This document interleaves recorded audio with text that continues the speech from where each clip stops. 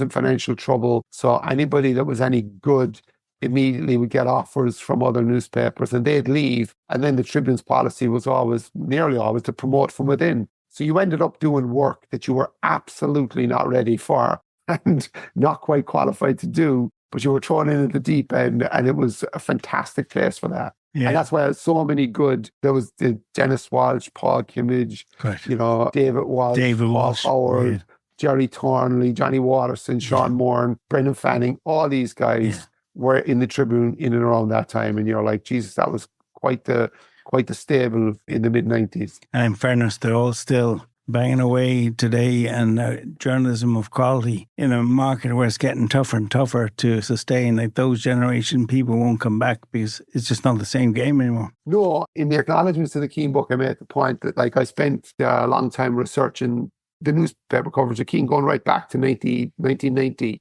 And really the way in which the Irish sports journalists covered Keane, all the newspapers, like tabloids and broadsheet, just was so comprehensive and so rigorous and from so many different angles. And I'm like, I don't think we're ever going to see coverage of that breadth and that depth ever again, because people don't value newspapers now. People are not willing to pay, and then the industry is shrinking. And I don't think that's good for society. And I don't think it's good for society in terms of sport, but I think on a wider point, it's not good for society in general, in terms of like much more important things than sporting matters. Yeah, but in terms of articulation, people being able to write, comprehension, those basic skills are also disappearing, Dave, which is more frightening on a greater level. Like, to write well, clearly, succinctly, your ABCs, as we used to say to them, doesn't exist anymore. We have a reading problem. Like, somebody who writes books, we have a reading problem. We do. And we also, I don't know what it's like in Ireland. I'll just give you the American example. It's a gender divide here too, because, and I do this everywhere I go. If I'm on a train, if I'm in an airport, if I'm on the beach, I always look to see if there's people reading. And you do find people reading. You find women of all ages reading. You find, middle-aged women, old women, young girls, teenage girls. They're always reading books.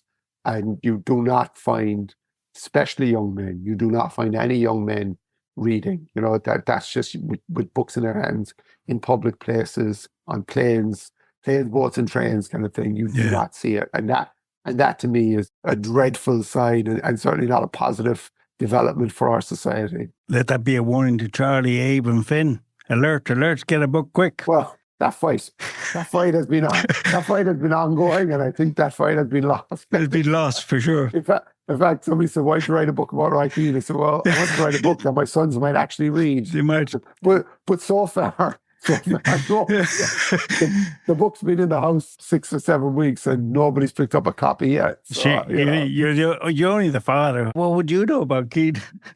That's it. It's a losing battle. And the Brendan Behan story, is that one of your nearly there stories? I could have been, should have been, might have been, making the movie? No, it's ongoing. It's ongoing.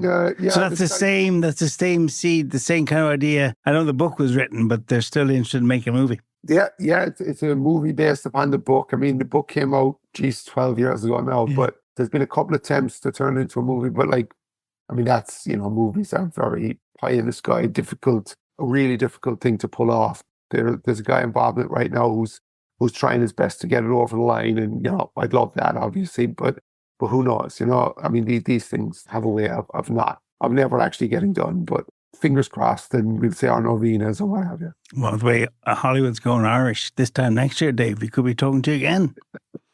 I don't think Hollywood's going anywhere. Actually, where Hollywood is. I think it's like the rest of us. It's going bust.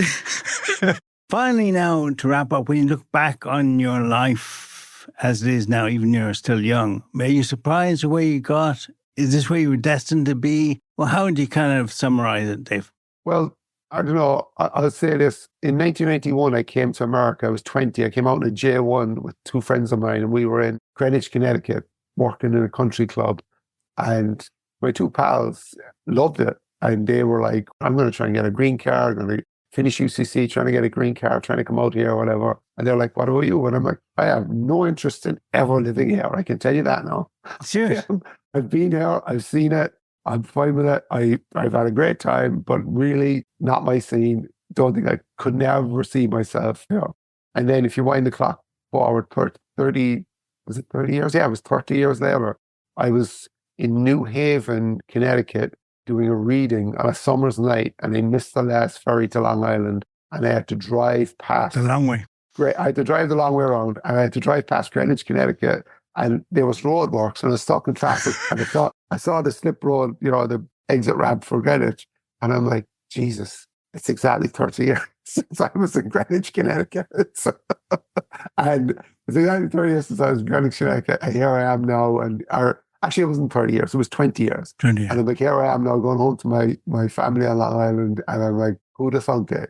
So you end up in strange places, but I'm very happy to be where I am right now. I'm very happy about where I live. I'm very happy to have the job that I have and to get to do the work. I'm blessed that I get to do the work that I do in terms of having a platform in the Irish Times, which I, would never have dreamt I would have ended up with a column in the Irish Times. That's a fantastic thing for me, and I really appreciate that. And I love my teaching job, absolutely love it.